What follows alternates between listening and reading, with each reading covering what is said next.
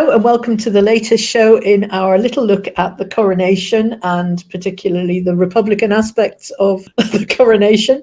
We've done 3, is it, or 4, I think now? This will be the 4th in the sort of series. We reported from a Radical Independence campaign planning meeting. Yep. We went to a panel discussion about That was Scotland. great. That was over in Edinburgh. Really enjoyed that. You'll get those on our YouTube channel and on our podcast if you've missed it, or our website, scottishindiepod.scot, and there's probably a blog as well. And then our Maybe's Eye for May, that's called Coronation Day Indie March, and that's mostly footage that you and I took on the Glasgow Independence March. Our attempts at an external podcast recording as well. Yes, we were doing outside broadcasting in the pouring rain in a tent, so you can imagine what the sound levels for that were. And this is the 4th then in the series. At the same time as we were in Glasgow at the march, on Calton Hill in Edinburgh, there was a demonstration organised by Our Republic. And it was a series of speeches. So we've collected the best ones and we've put them together as a little standalone episode, and it'll also be a podcast as well, so you don't miss them. So the speakers are Tommy Sheppard from the SNP, Maggie Chapman from the Greens, Conor Beaton, who's from the Radical Independence campaign. He also reads out the Declaration of Calton Hill, which is interesting, and they've had thousands of signatures for that. Graeme Campbell, who's SNP Socialist Group, Independent Edinburgh Councillor Ross McKenzie, again, very interesting. And my favourite of all of them, I have to say, a first-time speaker whose name is Malini Chakraborty. And she just gives a wonderfully passionate speech. And for a first-time speaker, I thought she did. I think we'll see more from her. So, hope you enjoy this. It has never been clearer to me that the days of the monarchy in Scotland are numbered. We see titles and earlships being passed around like presents. Prince Andrew was made Earl of Inverness on his wedding day. He has no interest in Inverness at all, and the same could be said of Prince Edward. Who is this stranger to now claim that he is the Duke of Edinburgh? The monarchy is incapable of modernising. The monarchy, for years, hasn't been able to change, and this new king won't bring about anything. It's an archaic system that belongs in the past, and Scotland both deserves and demands an elected head of state that is accountable to the people. So we've done this throughout our history, from the declaration of Arbroath in 1320 to the claim of right in the late 1600s to the renewal of that claim of right 34 years ago as civic and political leaders across Scotland renewed it. Our political tradition in Scotland is based on a mandate that is given by the people. It's the monarchy that is leaving that tradition behind, and so it is on all of us to leave them behind with it. The monarchy don't see the people as citizens to lead. They see them as subjects to rule. 160 laws.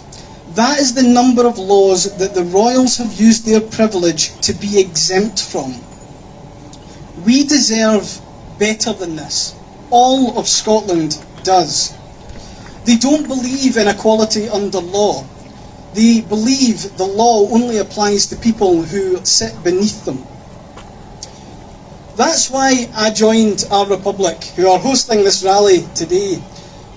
Our Republic is a campaign that champions and gives voice to the simple notion that Scotland should have a fully functional elected head of state who is accountable to the people and who can represent Scotland and our democracy.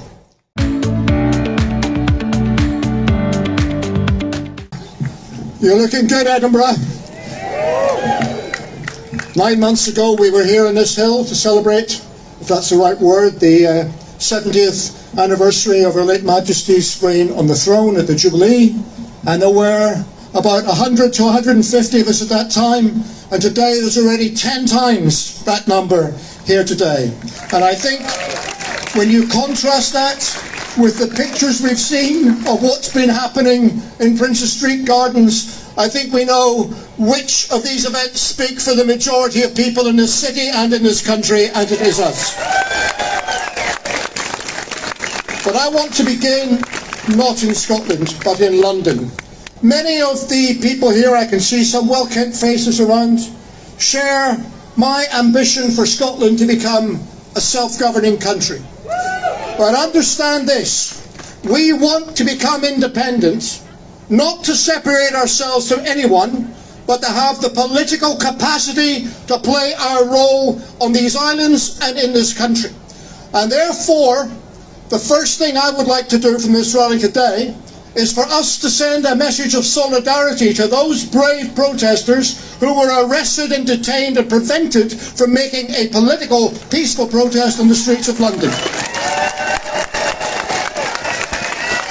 I know and work with Graeme Smith and his colleagues in the Republic organisation, and I can testify that they are people of integrity and that they had no intent whatsoever to engage in any violent disruption, but wanted to make a peaceful democratic protest. The fact that they have been prevented from doing so should shame everyone in the British government. The truth is that even in England, a Republican point of view is shared by up to a third of the population. It is not an outrageous minority pursuit. It is a mainstream opinion in the land of Thomas Paine and many other reformers. And it is therefore, it is ridiculous that these people who are the dissidents of today in the United Kingdom are now being treated by our government in the same way that the Russian government treats the dissidents in Moscow. And you cannot have it both ways. You cannot condemn that repression and intimidation and thwarting of democratic protests in Russia and say that it's okay to do it on the streets of London. It is not, and our solidarity goes with them. The next thing to say is just to be clear that we represent mainstream opinion in this country. The recent polls that have come out show that amongst the Scottish population as a whole, opinion is pretty much even between those who want to abolish the monarchy and those who want it to continue. But if you look at the opinion of people under 35, there is a clear and compelling majority against the monarchy and for an elected head of state. That is the coming view. That is what we represent, and we should do it proudly. Now, people sometimes say to me when I go on about the lavish excesses, the wasteful expenditure of the monarchy, that I'm just jealous of our class system, that, we're motivated by jealousy. We are not motivated by jealousy. We are motivated by a desire for justice. We think that inequality is wrong. We think it is wrong to have a system based in the feudal hierarchies of medieval times that governs how we conduct ourselves in the 21st century. And we think it is wrong and distasteful for that amount of money to be spent with their gold orbs and gold chariots celebrating an unelected hierarchy, when at the same time millions of his subjects cannot afford to pay their bills and their children go to bed hungry at night. What sort of kingdom is that? And they go on and they say, oh, they bring in lots of money into the economy. Think of all of the people who come to visit the royal castles and the royal sites. Yes, a lot of people come to visit Windsor Castle, Buckingham Palace, well, the few rooms that they're allowed into. Yes, they come to see those things, but they come to appreciate the architecture, the history, the cultural position, to look at the buildings. They don't come to celebrate the occupants of those buildings. And it's worth noting that the most visited royal palace in the whole of the world is the Palace of Versailles in France. And it's been a long time since there was a royal in residence there. So I'm very proud and pleased and privileged to speak at this rally today and to be one of a number of speakers that are going to come up to you. I say to you this, that we are going to later be reading out the Declaration of Calton Hill. Some of you will have seen it already published in the press. More than 3,000 people have signed this declaration. And it's a declaration that says we want to have the political power to elect our own leaders and hold them to account, but we want to do that for a reason. It's not power for power's sake. It's power to change our lives, to change our world, so that the richness of this wonderful country in which we live becomes a common treasury for all of the people and is not expropriated by the rich and by international corporations. It expresses a desire for an inclusive country where everyone is respected, for a democratic country where we get the right to make the rules by which we are governed and to remove those who are responsible for them, and for an equal country where people share what we have and where nobody goes to bed hungry. Nobody sits wondering how they pay their electricity bill while they look at the wind turbines out their own window, which is generating that electricity in the first place and making obscene profits for the generating companies. That is the type of Scotland we would like to have. And we need to say, even though there will be people not yet convinced of this argument, there will be people who will be happy and content to accept an independent Scotland within the Commonwealth with the King as the head of state, and I will work with them on the road to our independence. But I say this, the compelling logic at the end of the day is that if we take the power to control our own country and to build a new country and play a role in this world which is progressive and ambitious, then it makes no sense to retain a feudal hierarchy at the top of that constitution. So therefore, ultimately, while the two things don't completely overlap, the campaign for an independent Scotland and the campaign for a Scottish Republic will eventually become the same thing. And I am so pleased today at the size of this rally, the confidence of this rally. I'm pleased that actually throughout this city, this weekend's coronation has been something of a damp squib. I have not seen any Union Jackery flying from the houses. I have not seen any manifestation of this. So we are the majority, and we must take confidence now. We must take confidence in our own ability to change and our own ability to win this argument. Today, the day of the coronation of King Charles III, is peak royalty. It gets harder for them as every day progresses, and as every day progresses, more and more people will come to our point of view and see the compelling and rational arguments that we are making. So take heart. Remember to tell your children where you were on the 6th of May 2023, because this is the start of something really big, and I look forward to going on that journey with you. It's a great pleasure to be here today in Scotland's capital city, and what I hope will soon be the capital city of an independent socialist republic of Scotland. I bring you greetings from Dundee. I was at their May Day march and celebrations this morning, and we were unequivocal on the streets of Dundee that the power of the people should rest with the people, not with the pomp and pageantry that is happening in London just now. And I think it is important to note that there are May Day celebrations happening across Scotland today, because May Day, of course, represents the power of people, the power of workers to take control, the power of workers to win rights for themselves, for their families, and for their colleagues and comrades at work.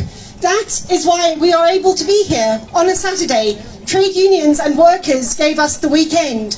And so as we remember May Day, celebrated in Scotland this weekend and last weekend, I think we bring with us solidarity and unity from workers across the country. because our struggle today is one that shares many common elements of the struggle that workers have been through. A struggle often in direct conflict with the forces behind inherited wealth and inherited privilege. Struggles in a conflict against that pomp, pageantry and power on display down south. So I want to say unequivocally and very, very clearly, Charles is not my king. He will never be my king.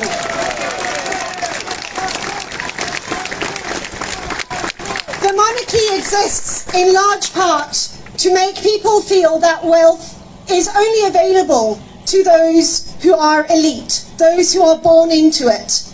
A few of us may get some if we're lucky and play by the rules and work hard enough.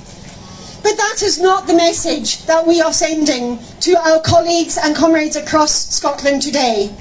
We are saying that wealth is for all. It should be and must be shared. I am a Republican. I am a proud Republican, and I am a Democrat, and a proud Democrat. I believe that we should elect our leaders. Leaders should not come from positions of power and privilege and wealth only. Leaders cannot and must not be born into it. Leaders should make that decision to choose and should then be held accountable, responsible to those who elect them to serve them.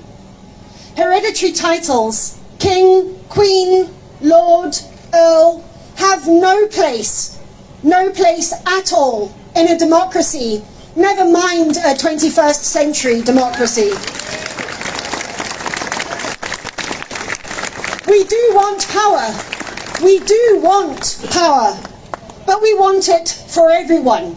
We want to empower our neighbourhoods. We want to empower our communities. We want to empower the workers, those who live next to us, those who we go shopping with, those who we play with. We want to empower everyone in Scotland, not just those who have millions worth of jewels resting on their heads. And when I say we want power for everybody, I include those who currently are at risk of having their lives torn apart because of the excesses of this cruel and racist British state. Everybody who wants to live in Scotland, who chooses to make Scotland their home, is welcome here. Refugees are welcome here.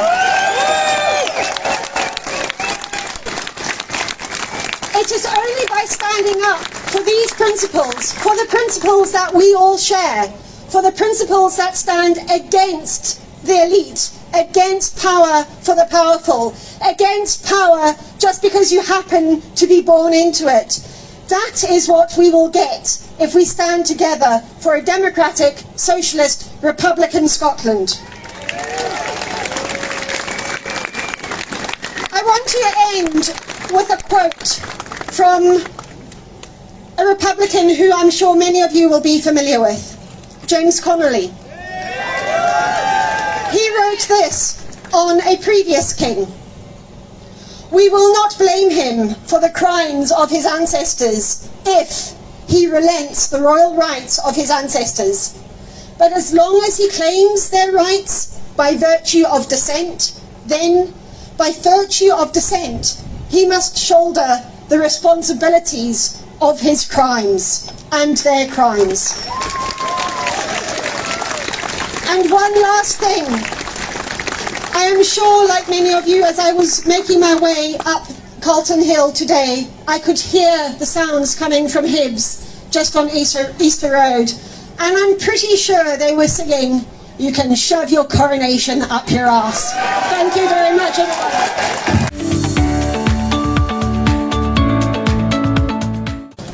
Well, this is fantastic. It feels like a lot of people here are getting the chance to say things that maybe they didn't feel they were allowed to say or didn't feel comfortable saying. But I feel like we've been here before. 19 years ago, I was here, exactly here, for a Republican rally on the day that Queen Elizabeth attended the official opening of the Scottish Parliament. And there was a huge amount of radical energy around at that time. the hope that many people had felt when Labour came to power in '97 and when the Scottish Parliament was established in '99 had been completely extinguished following the invasion of Iraq, and the realisation that Tony Blair and Gordon Brown were intent on continuing much of Thatcher's neoliberal agenda. But over this might be a less popular message. Over the following decade, that radical energy was sucked into a mainstream independence movement that became increasingly nervous about challenging the British state head on. Republicanism was the first victim of wheesht for Indy. And staying wheesht didn't work. And it didn't work in Corbyn's Labour either, when accommodations there were made with the British state in order to make the prospect of a socialist government more palatable to the middle class. It was a waste of time. The British state just steamrollered over it. And it might be taking a wee bit longer, but they're increasingly confident that they can steamroll over the independence movement in the coming years. So that bit's all a bit depressing, but I think there is a lot of hope, not just from the number of people here, but I take a lot of hope from the fact that younger generations are a lot more radical than my generation. They're not going to wheesht for anything, whether it's calling out bigotry, standing up to landlords, or demanding better wages and conditions. So obviously, they're going to call out the absurdity of the monarchy, which exists as a powerful symbol of the hereditary wealth and power that is keeping them down, that is keeping all working class people down. And I also took some hope this week from the City of Edinburgh Council, which is not a place that often fills me with hope.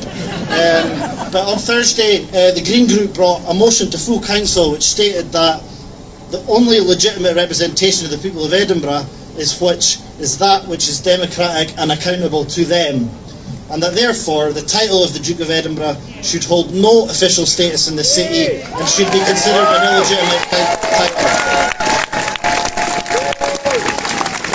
Not my words, and thanks to Councillor Ben Parker, who's here today, and Councillor Alice Mumford for bringing that motion to Council, because they took quite a lot of flack for it, and some of it was quite personal. And thanks also to the SNP group in the Council for supporting it in full, and that is a younger, more radical SNP group than we've had in the past in Edinburgh Council, and many of them are here today. Now, the motion was defeated narrowly simply because Republicans in the Labour Party and Republicans in the Democratic Party were whipped to oppose it. But there was no doubt on Thursday that there is a Republican majority in Edinburgh Council, just as I suspect there's a Republican majority down at Holyrood. It's just not quite spoken. And there's a huge Republican majority, as Tommy Sheppard was pointing out earlier, among our young people. So I think the fair conclusion to that is that the monarchy is toast, it's going, it's inevitable, it's finished, and most of us will live to see it gone.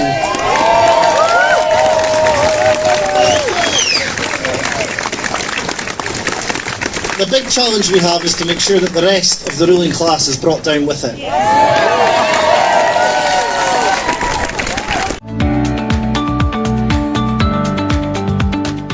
Right, I'm here on behalf of SNP Socialists, and I'm a member of the National Executive of the Scottish National Party, and I can't say I speak for that body, but I can say I speak for a significant minority of members of it who want a democratic, radical, independent liberation. And as we say in the Black Lives Matter movement, when black people rise, when other oppressed minorities rise, we all rise, because together we are the majority of Scots. Take that. And why is it important? Because I have the experience of Canada in 1995, Quebec's sovereignty referendum.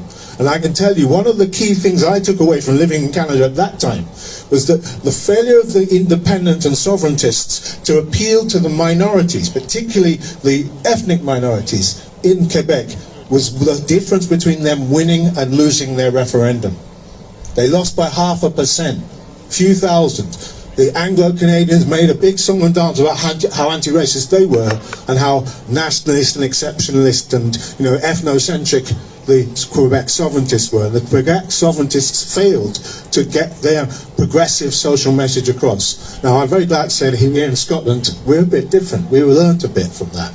We have a broad, inclusive, democratic, radical, transforming movement for socialist independence, and that's represented right here on this hill. And all parts of that movement are crucial to it. I don't see how anybody can say that they are going to attack the Greens for being for the GRR, or the SNP for being challenging the court decisions that defy the rules of the Scottish Parliament and the elected votes of those people represented. If you can attack those and think that that somehow helps the cause of independence, then you really are living in cloud cuckoo land. You have to defend the movements that support the thing you say you stand for. If you want independence in Scotland, you have to support the radical transformative movements, all strands of it. And I say, shout out to our anarchist friends on the Hill, because they're saying some things that we want to hear. Because unless capitalism is radically tackled and transformed, we will not be able to save this planet. That's a given. We cannot allow capitalism to continue as normal with fossil fuel destruction and imposed poverty and inequality. The monarchy absolutely represents that. We all know that. I've come here from Dundee today. Dundee is a city with a fine radical history. It is the city that gave us the likes of George Mealmaker, who worked closely with some of Scotland's democratic martyrs who are remembered here on Calton Hill. And ultimately they were transported to Australia. Hopefully none of us will be. But I think we see echoes of that historic repression in the way that today Republicans have been arrested in London and Oxford and other places. And we could see that this wasn't a surprise. The Metropolitan Police said they would do it, and they announced yesterday that they would not allow anyone to undermine this celebration. To which I have to ask, what are we meant to be celebrating? We're celebrating a country where last year 3 million people relied on food parcels from food banks. In the last year, 670,000 people used a food bank for the first time. It's a country in which wages have not risen in 15 years. And we found out now that workers are £11,000 a year less well off than they would have been otherwise. We've got the highest rate of inflation in any Western European country. This is a failed state, and Charles's coronation represents the absolute lack of democracy here. We need something quite different, and I consider it myself as an enormous privilege that today I get to read a document that I think some of you are already familiar with. It's called the Declaration of Calton Hill, and it's the latest in a series of documents by that name. And it says here, "We, the undersigned, declare our support for an independent Scottish Republic built on the inalienable principles of liberty, equality, diversity and solidarity. We hold that this objective requires the dissolution of the UK state, which connects and subjugates Scotland to its hierarchical and anti-democratic institutions, and the creation of an elected Scottish Government with full control of Scotland's national resources and revenues. We hold that sovereignty rests with the people and vow to resist those who wish to deny us the right to govern ourselves as we see fit. Self-determination is a fundamental right of the people of Scotland and not a privilege to be granted by the Crown. We advocate a written constitution guaranteeing the right of each of us to freely vote, speak and assemble, the right to privacy and protection and access to information on all our government does in our name. We demand the power to refuse to send our citizens to unjust wars in other lands, to banish nuclear weapons of mass destruction from our land, to control the use of property or land by individuals, corporations or governments from out with Scotland's borders, to provide sanctuary in our country for those fleeing war, famine and persecution, to protect the natural ecology of Scotland, including our soil, seas and rivers, and ensure it benefits all people in perpetuity, and to build a more equal society free of poverty through the redistribution of our vast wealth. We oppose discrimination of any kind against any of our citizens and strive for each to fulfil their potential. We are a national civic movement which celebrates our diversity and resists national chauvinism, imperialism and racism. Our Scottish Republic will allow each of us dignity and self-respect, free from exploitation, assuming the responsibilities of free persons. Our Scottish Republic will be a bridge to the world, forging alliances as an equal partner with peoples across the globe to confront challenges faced by humanity, and we vow to continue the struggle for a free, democratic Scottish Republic until these objectives are won. That declaration has now been signed by over 3,000 people in the week since it was launched, and I invite all of you who have not yet put your names to it to sign it at caltonhill.scot. My name is Malini Chakraborty, and I'm a decolonizer, a changemaker, and an artist. And I work in museums, educational institutions, and hospitals to make sure that I can improve access to medical care and make it more equitable and inclusive. But I think it's a very important question to ask ourselves today. What does decolonization mean? Well, I have heard it put as such. Diversity asks, who is at the table? Equity responds, who is not at the table, and what barriers did they face to get at the table? Inclusion asks whether everybody's ideas are going to be heard, while justice asks, will their ideas be taken seriously if they are not part of the majority?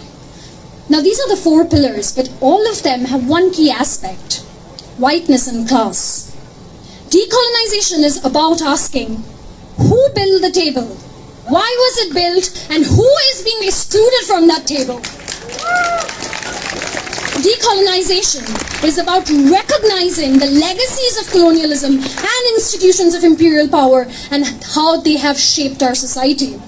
Decolonization is working to dismantle these systems that perpetuate inequality, recognizing and working so that we can improve the very fabric and core of our society. And it's a shame that this has been continued for so long, that we are here in the 21st century having this discussion to begin with. In doing so, in the decolonization work, you must acknowledge the harm that has been done to indigenous communities, to people of colour, to many more marginalized groups throughout history, and it means acknowledging the role of colonialism and institutions of imperial power, of which, of course, the monarchy is the one notable pillar that had a huge impact in shaping the reality as we see it today. Now, we must move forward from this.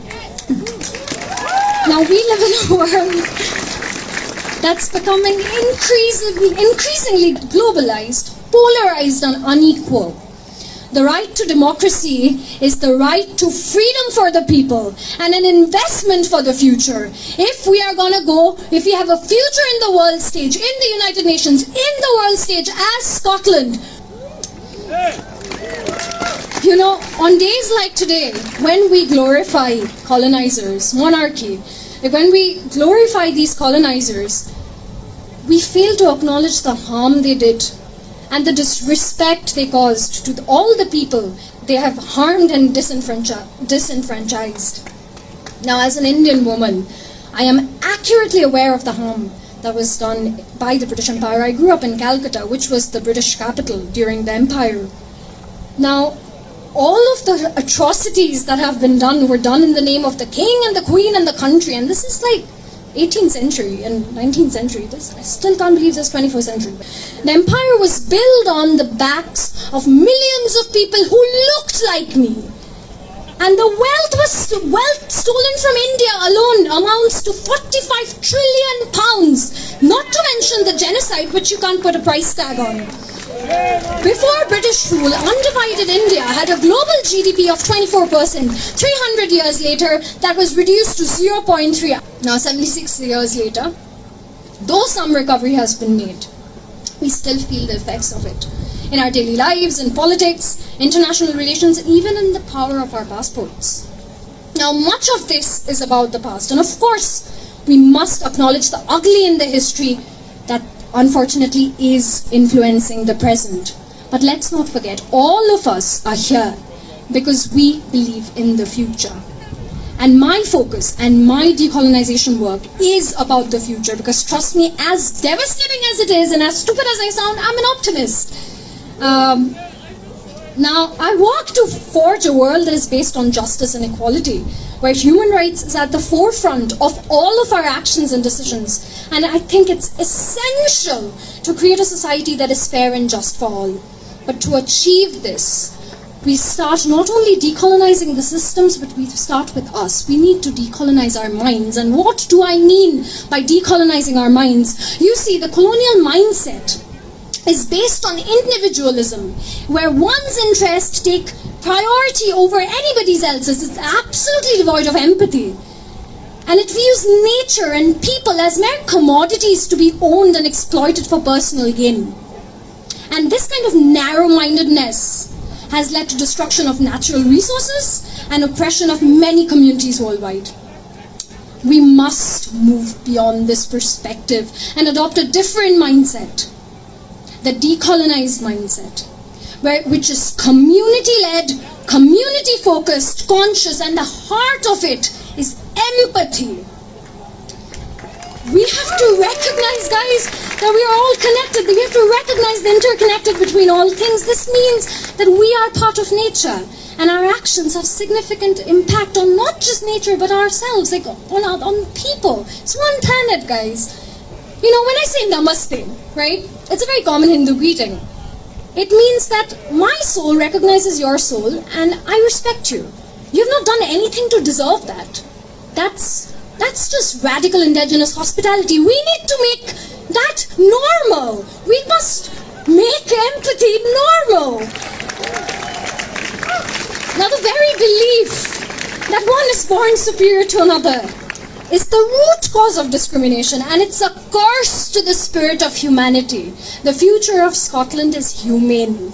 The future of Scotland is global. We can't go on the world stage while we don't even treat the global majority or any person of colour or pre-colonized countries with disrespect. We have our spine strong enough to acknowledge what the history was, because we are honest people. Now, we must prioritize empathy and actively seek to place ourselves in other people's shoes if we want to have a future. By doing so, we can break down the barriers and create a more inclusive and fair society. Now, I'm very grateful to be invited and listened to today. This is obviously a first, and I hope my words have emphasized just how crucial conversations like these are. I am the ancestor of the father of neo-humanism, M.N. Roy, Narendranath Bhattacharya, who was imprisoned for 8 years for fighting against British rule, under charges of conspiring to deprive the emperor of sovereignty in India. Now, I have inherited a legacy of justice and equality, and I want to end with a quote from a friend of my ancestors, Mahatma Gandhi, who said, "The true measure of any society can be found in how it treats its most vulnerable members." Let us consider these words in the light of this coronation taking place in a country where for the past 3 years, 14.4 million people live in poverty, 4.3 million children live in poverty. Let's join hands together and say, that is not my king. Namaste. I'm pleased we've got all these together and for people to listen to, because I think, even for those of us who are not yet convinced Republicans, it's just interesting to hear a different take on how Britain and Scotland in particular could be set up. Yeah, maybe it's still not going to convince a majority of people, but it's worthwhile thinking about, we've got a monarchy, but even could that monarchy be different and be run differently? So I think it's worthwhile having these and having a listen. Tommy Sheppard's speech in this collection has some stats on attitudes, and they're actually quite surprising, just how prevalent that view is. Yeah. Onward to the revolution. Yep, onward the revolution. Hope you enjoyed that. Hope that you're all fired up now, and if not, at least got things to think about. Yep. Catch you later. Thanks for watching. Yep. Bye Thanks now. for watching.